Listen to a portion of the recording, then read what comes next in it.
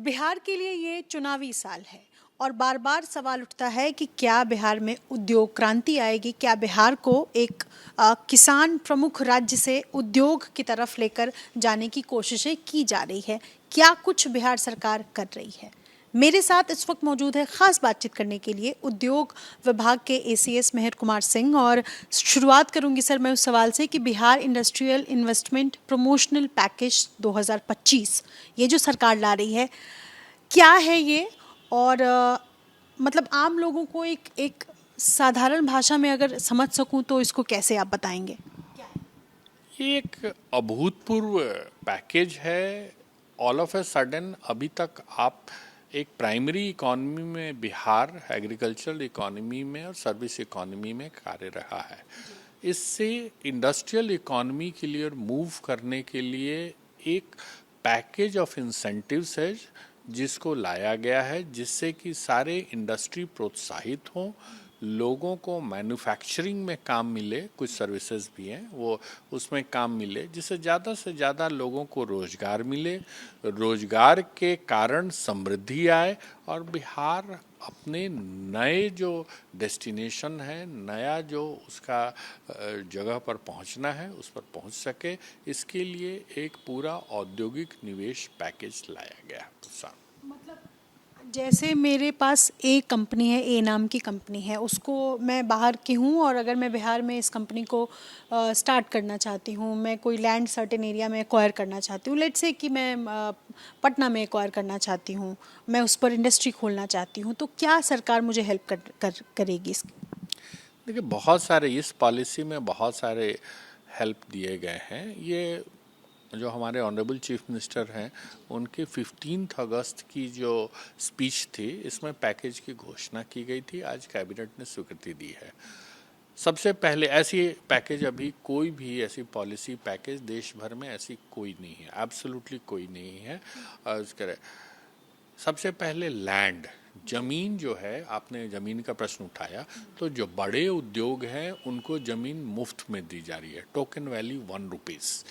तो हम लोग 100 करोड़ का जो भी बिहार में इन्वेस्टमेंट लाएगा और साथ ही साथ 1000 डायरेक्ट जॉब्स देगा, प्रत्यक्ष रोजगार, सीधा काम करना है उसमें, तो उनको हम लोग 1 रुपये में 10 एकड़ तक ज़मीन दे देंगे। इसी तरह से आगे है कि 200 करोड़ तक अगर फॉर्च्यून 500 की जो भी बड़ी कंपनीज हैं, एंकर इंडस्ट्रीज हैं, वो इन्वेस्टमेंट करती हैं, ओनली इन्वेस्टमेंट पे उनको भी ज़मीन दे देंगे 1 रुपये में। या 1000 करोड़ की कोई भी कंपनी आ जाए तो हम लोग उसको 25 एकड़ ज़मीन दे देंगे, तो 1 रुपये पे। तो ये बहुत बड़ा इंसेंटिव है। इसके साथ साथ में अन्य जो इंडस्ट्रीज़ है उसको 50% ऑफ बियाडा कार्ड रेट पे, जो इंडस्ट्रियल हमारी लैंड की एजेंसी है बियाडा, उसके कार्ड रेट पे देंगे। तो ज़मीन पे एक बहुत बड़ा इंसेंटिव सरकार ने कहा, ज़मीन सरकार एक्वायर करती है और सस्ती रेट पे इंडस्ट्रियल कार्यों के लिए देती है, औद्योगिक कार्यों के लिए देती है। तो यह पहली बात है। इसके अलावा पैकेज ऑफ फाइनेंशियल इंसेंटिव्स हैं जिसको दिया गया है। मैं आपको फाइनेंशियल इंसेंटिव्स 3 ऑप्शंस हैं, 3 विकल्प हैं। पहला विकल्प है जो 2016 की पॉलिसी में भी था, इंटरेस्ट सबवेंशन 10% के हिसाब से हम लोग देते हैं और वह इंटरेस्ट सबवेंशन 5 वर्षों के लिए देते हैं विथ 100% SGST रिम्बर्समेंट। अब उसका कैपिंग था 20 करोड़ रुपए, उसको बढ़ाकर 40 करोड़ रुपए तक कर दिया गया है। अर्थात आज आप 10% के हिसाब से इंटरेस्ट सबवेंशन जब बड़ा उद्योग लगाएंगे तो छोटे से बड़े सभी उद्योगों के लिए यह 40 करोड़ रुपीस तक आप ले सकते हैं। दूसरी बात यह है कि हम लोगों का एक विकल्प नंबर 2 है कि SGST, अगर केवल आप SGST रिम्बर्समेंट लेना चाहें तो 300% तक आप रिम्बर्समेंट ले सकते हैं और ये 14 ईयर्स के आगे के में ले सकते हैं, यानी कि धीरे धीरे आप ले सकते हैं। पहले केस में 5 साल था 100% प्लस ब्याज अनुदान, दूसरे केस में 300% SGST रिम्बर्समेंट। थर्ड पॉइंट है कैपिटल सब्सिडी। कैपिटल सब्सिडी अलग अलग उसके टेबल्स हैं, उसके हिसाब से 30% तक कैपिटल सब्सिडी दे सकते हैं और इसमें इन्वेस्टमेंट की कोई भी सीमा नहीं है। तो ये फाइनेंशियल इंसेंटिव्स हुआ। इसके अलावे बहुत सारे हम लोग अन्य इंसेंटिव दे रहे हैं। उसमें सबसे प्रोमिनेंट इंसेंटिव है एम्प्लॉयमेंट इंसेंटिव। टेक्सटाइल सेक्टर में बिहार में बहुत काम तेज़ी से हो रहा है। बहुत सारे पड़ोसी देशों के भी जो टेक्सटाइल सेक्टर के लोग हैं वो बिहार में आ रहे हैं। तो उसमें हम लोग 5,000 रुपीज़ तक पर मंथ पर एम्प्लॉई उनको रिम्बर्समेंट देंगे। तो ये एक बहुत बड़ी चीज़ है 5 वर्षों तक। और अदर सेक्टर्स में 2,000 रुपीज़ पर एम्प्लॉय पर मंथ देंगे। इसके अलावा CFC है, common facility centre. Common facility centre ये उद्योगों के द्वारा अक्सर डिमांड किया जाता है जिससे कि उनके जो बाकी ओवरहेड्स हैं वो घट जाएं। तो जो बड़ी इंडस्ट्रीज आएंगी 1,000-2,000 लोगों को रोजगार देंगे, उनको CFC जैसे टेक्सटाइल इंडस्ट्री मांगती है तो उनको हम इंडिविजुअली दे देंगे। छोटी छोटी 200-400 लोगों का आपने बनाया तो 3-4 लोगों को मिला कर देंगे as per demand and as per need. इसके अलावा है एनवायरमेंटल प्रोटेक्शन इंसेंटिव। तो 1 करोड़ रुपए तक हम लोग एनवायरमेंटल प्रोटेक्शन इंसेंटिव देंगे। 25% आपका जो भी कॉस्ट होगा 25% तक रिम्बर्समेंट। एक एक्सपोर्ट का इंसेंटिव है, यह 40 लाख रुपीज़ पर ईयर तक 14 ईयर्स तक देंगे। तो ये एक बहुत बड़ा इंसेंटिव है कर रहे हैं।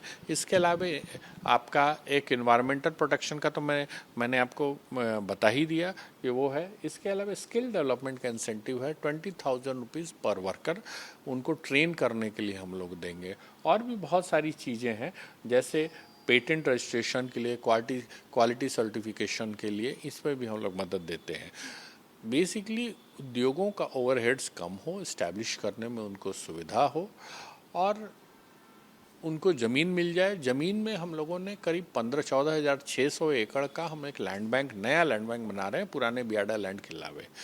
लैंड बिहार में थोड़ी इश्यूज़ थी तो उसमें भी हम सभी ज़िलों में उद्योग के लिए ज़मीन ले रहे हैं। तो ये सारी ज़मीन एक्सप्रेसवेज या हाईवेज के बगल में है।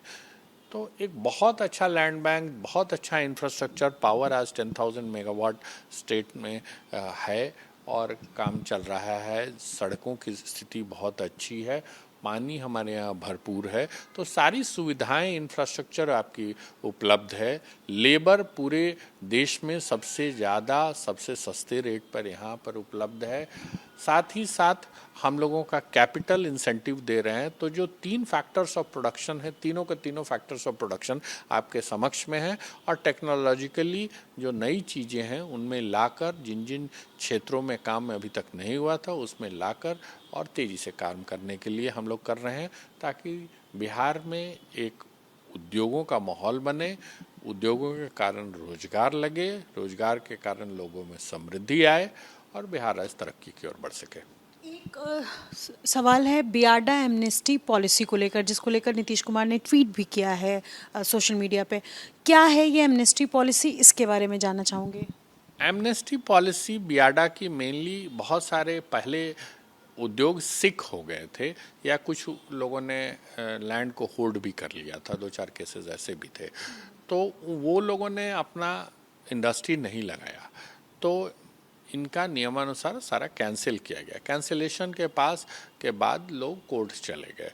तो करीब 750 उद्योग ऐसे थे बियाडा में जो काम नहीं कर रहे थे। तो उसके कारण लिटिगेशन में जाने के कारण ये ज़मीनें अटकी हुई थी। ये ज़मीनों पर न काम हो रहा था, कोर्ट में लगा हुआ था। तो हम लोगों ने उनको एक मौका दिया है कि आप पुनः नए उद्योगों की तरह अपना रोजगार शुरू करें, अपना उद्योग शुरू करें। उसके लिए हम लोग आपको थोड़ा समय देंगे, थोड़ा सा हल्का सा उनको शुल्क जो भी देना होगा वो देंगे और फिर वो उद्योग लगाइए, आप डेवलप कीजिए। हमारा उद्योग बियाडा की जो ज़मीन है इसीलिए है। और amnesty is a way, a pardon to them in order that they should restart the work.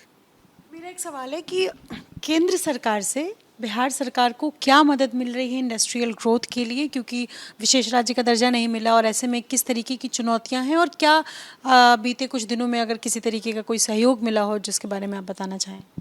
बहुत सहयोग मिल रहा है। एक तो सबसे इम्पॉर्टेंट चीज़ जो केंद्र सरकार से है, पहले मैं बोलूँगा कि जितने एक्सप्रेसवेज अभी बिहार में 4 एक्सप्रेसवेज सैंक्शन हुई हैं। वाराणसी कोलकाता एक्सप्रेसवे पे काम लग गया है, पटना पूर्णिया एक्सप्रेसवे है, इसी तरह से रक्सौल हल्दिया एक्सप्रेसवे है और गोरखपुर सिलीगुड़ी एक्सप्रेसवे है और एक और ये 4 पे काम लगने वाला है, शुरू हो रहा है। और एक 5वां बक्सर पटना भागलपुर एक्सप्रेसवे है जिसपे अभी तक कार्य शुरू नहीं हुआ है। कई हाई स्पीड कॉरिडोर्स भी हैं। तो इंफ्रास्ट्रक्चर किसी भी इंडस्ट्री के लिए ज़रूरत है, क्योंकि न सिर्फ उसका रॉ मटेरियल आता है उससे, बल्कि उससे उसका तैयार माल भी बाहर जाता है। इसमें है पावर सेक्टर में गवर्नमेंट ऑफ इंडिया की ओर से मदद दी जा रही है। अभी हम लोगों के इंडस्ट्री की बात करें तो इमीडिएटली इंडस्ट्री में Amritsar Kolkata industrial corridor AKIC जो डोभी में गया में इस्टेब्लिश हो रहा है, उसमें 1670 एकड़ हम लोग JV में इस्टेब्लिश कर रहे हैं, जॉइंट वेंचर में इस्टेब्लिश कर रहे हैं। तो हमारे बिहार का सबसे प्रोमिनेंट इंफ्रास्ट्रक्चर होगा, इंडस्ट्रियल पार्क होगा जिस पे हम काम कर रहे हैं। अभी से लोग वहाँ पे ज़मीन के लिए लाइन लगा के खड़े हैं, अभी तो बनना शुरू हुआ है तब यह है। तो इस तरह से जो देश में जो प्रोमिनेंट इंफ्रास्ट्रक्चर है और इन चीज़ों पे है कार्य करना है, उसमें केंद्र सरकार की मदद से काम किया जा रहा है। इसके अलावा पॉलिसी में भी सपोर्ट है, बहुत सारी छोटी छोटी अन्य सपोर्ट हैं, उसको भी मिलते रहते हैं। तो यह कहना गलत होगा कि हमें सहयोग नहीं मिल रहा है। एक्चुअली हमें बहुत सहयोग मिल रहा है और इंडस्ट्रियल इंफ्रास्ट्रक्चर केंद्र और राज्य दोनों के सहयोग से ही बढ़ता है और सारे लोगों के सहयोग से बढ़ता है। जब सारे लोग लगेंगे तभी इंडस्ट्री प्रॉस्पर करेगी। जिन पॉलिसीज़ का सर आपने जिक्र किया सवाल ये उठता है कि बिहार से बाहर जो लोग काम कर रहे हैं, जो इस तलाश में होते हैं कि बेहतर पैसे मिले और काम जो है काम का तरीका थोड़ा अलग हो, जो बाहर काम कर रहे हैं लंबे समय से दूर दूर रह रहे हैं, आपको लगता है कि जिस तरीके से आपने कहा कि इंडस्ट्रियल एक डेवलपमेंट के तौर पर हम बिहार को जब देख रहे हैं या जब उसकी बात कर रहे हैं, तो जो लोग बाहर हैं उनके लिए एक उम्मीद कि वो अपने राज्य में आकर के काम करें और रोज़गार के लिए जो है वो बिहार में भविष्य तलाशें? देखिए, इंफ्रास्ट्रक्चर पे बिहार में पिछले 20 वर्षों में बहुत ज़्यादा काम हुआ है। जैसा कि आपको मैंने पहले भी बताया, तो आज इंफ्रास्ट्रक्चर में चाहे रोड्स हों, चाहे एयरपोर्ट्स हों या इवन पोर्ट कनेक्टिविटी के लिए रक्सौल हल्दिया एयरपोर्ट, रक्सौल हल्दिया एक्सप्रेसवे का लिंकअप अभी किया जा रहा है। तो इस पे बहुत काम हुआ है। पावर में भी काम हुआ है, वाटर सेक्टर में भी काम हुआ है। तो लोगों के लिए यह काम हो गया। अब नेक्स्ट स्टेज जो डेवलपमेंट का है वो इंडस्ट्रियल डेवलपमेंट है और इसके लिए बिहार सरकार ने दिल खोल के देश में सबसे बढ़िया पॉलिसी लाई है और इसीलिए है कि जो ये नेक्स्ट लीप है टुवर्ड्स डेवलपमेंट वो किया जाए। तो हम लोगों ने शुरुआत कर दी है और अच्छे हम लोगों को उत्साहित परिणाम भी मिल रहे हैं। पिछले 10 दिनों से बहुत बड़ी बड़ी क्वेरीज आ रही हैं, तो हम लोग काफ़ी इसमें उत्साहित हैं कि 31 मार्च 2026 तक, जब तक यह पैकेज की अवधि है, तब तक हम लोगों के पास बहुत सिग्निफिकेंट इन्वेस्टमेंट उपलब्ध होगा और इस पे उद्योगों के द्वारा आगे की कार्रवाई की जाएगी। ऑलरेडी बिहार में बहुत सारे जो लेबर इंटेंसिव उद्योग हैं या इथेनॉल के उद्योग हैं, जैसा आप देख रही हैं, ऑलरेडी बहुत अच्छे अच्छे उद्योग लग चुके हैं और लग रहे हैं। बहुत बहुत शुक्रिया सर। मतलब मैं एक चलते चलते एक सवाल है कि अक्सर जब बिहार के बारे में बात होती है तो कहा जाता है कि बीमारू राज्य है, मजदूर जो है वो उनके लिए राज्य है। तो लॉन्गर रन में जिस तरीके की स्ट्रेटजीज है बिहार सरकार की, एक छवि बदलने की भी कोशिश होगी। मैं 2 बातें कहूँगा, बद अच्छा बदनाम बुरा। यह बार बार जो किसी ज़माने में जब बिहार की इमेज थी और अब जब बिहार चेंज कर रहा है तो उस दोनों को इक्वेट करना अनुचित होगा। अभी बिहार में काफ़ी परिवर्तन हो चुका है और लेबर की जहाँ तक आप बात करती हैं, आज पूरे सदर्न इंडिया में, आज पूरे इंडिया में लेबर जो लेबर रिच राज्य है वो बहुत अच्छे ढंग से करता है। इसको बोला जाता है पॉपुलेशन डिविडेंड मिलता है इस राज्य को, तो इसीलिए राज्य की प्रगति होती है। यूरोप में, जापान में आज जो पहले के जब उनके बेबी बूमर्स थे तो डेवलपमेंट हो रही थी और अब बाहर से इमिग्रेशन करके लाना पड़ता है।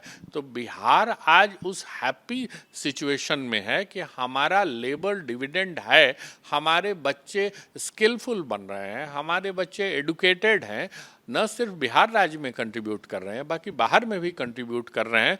जो अनस्किल्ड लेबर है उसको वापस लाके as well as skilled labour जो अन्य राज्यों में लाकर हम इंडस्ट्रियल ग्रोथ शुरुआत करने की कोशिश कर रहे हैं।